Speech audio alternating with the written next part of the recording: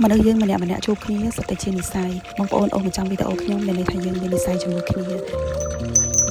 ផ្លេចចុច follow ម្នាក់មួយផងណាសូមអរគុណទុកជាមុនហេតុអីបានជាខ្ញុំដាក់ចំណងជើងថាដំណើរឆ្ពោះទៅរកក្តីសម័យដោយសារក្តីសម័យរបស់ខ្ញុំគឺចង់មករស់នៅធ្វើចំការរស់នៅក្នុងជីវិតដែលសាមញ្ញ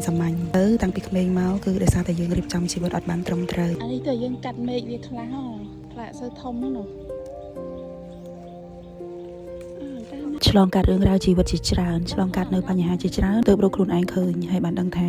អ្វីទៅដែលខ្លួនឯងត្រូវការខ្ញុំពិតជាត្រូវការជីវិតរស់នៅមួយដែលសាមញ្ញមានពេលនៅជួបជុំគ្រួសារក៏ប៉ុន្តែពេលនេះខ្ញុំអត់អាចធ្វើអ្វី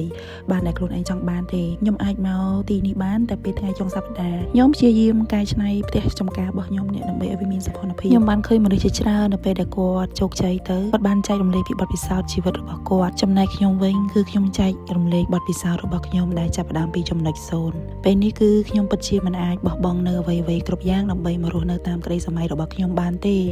ក៏ព្រោះតែបន្ទុកជាច្រើនដែលត្រូវរ៉ាប់រងហើយនឹងទំនួលខុសត្រូវត្រង់កន្លែងនេះគឺជាកញ្ចក់អង្គុយលេងអញ្ចឹងយើងគេងលើរឹងនឹងទៅហើយយើងសម័យមើលបើសិនជាមាននេះផ្លែចកោមមកយើងលូកដៃចាប់បេះញ៉ាំបដាគេងរឹងបដាអញ្ចឹងបងប្អូនអរគុណច្រើនអ្នកដែលមើលវីដេអូខ្ញុំដល់ចប់តើអាចជួយចែករំលែកផងបានអត់តើបងប្អូនដែលកំពុងតែមើលវីដេអូនេះមានក្តីសម័យយ៉ាងម៉េចដែរ